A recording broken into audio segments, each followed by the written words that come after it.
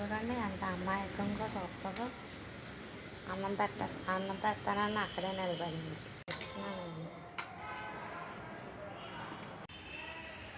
చూడండి ఎంత అమాయకంగా కూర్చుంటారు బుద్ధిమంతులు. తినే